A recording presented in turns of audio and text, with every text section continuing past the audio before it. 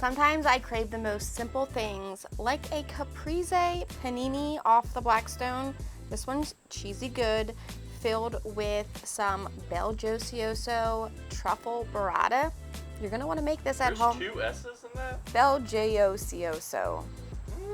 Are you sure? Belgioso. There we go. Belgioso. I love you guys.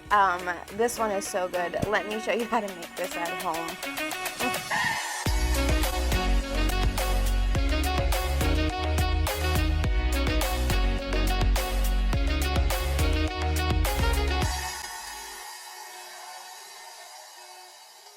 A Caprese sandwich is so simple. Only a few ingredients are needed. We've got some beautiful on the vine tomatoes. We'll slice these up.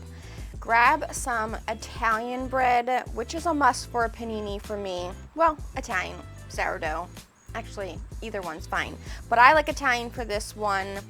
Actually, I'm gonna do 2 sandwiches. So let me slice up 1 more tomato. Now we've got to get everything else ready for this. We have some fresh garlic. I'm gonna slice 1 in half. This we're going to use in just a few minutes. I've got some Belgioioso burrata cheese. I've got some fresh basil leaves. Now that we have everything ready, let's get over to our griddle. Down with some olive oil. Our Italian bread goes into that. This is gonna help get that really crispy panini outside.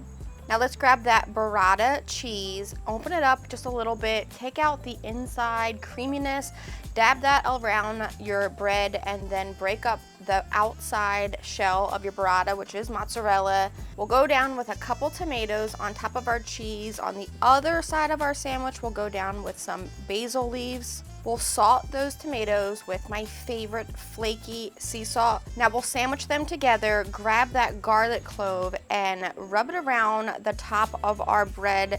This is gonna add some good flavor to our sandwich. Now on to our panini press.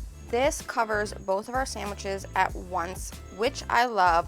Let these hang out, get toasty on the underneath and the top at the same time. Let's give them a flip, add a little more garlic and that press for another minute or so. Then that's it, it's time to pull these off. Bring them to the cutting board. We're gonna open these up and look at that mozzarella. It's so melty good. We're gonna add a drizzle of balsamic glaze, get these cut up, and it's time to eat.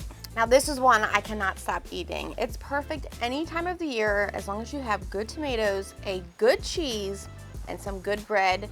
It's perfect for breakfast, lunch, or dinner. So everything's got to be good. If you're like me, yeah, everything's good. I mean, quality ingredients. Go make it. You guys are gonna love it.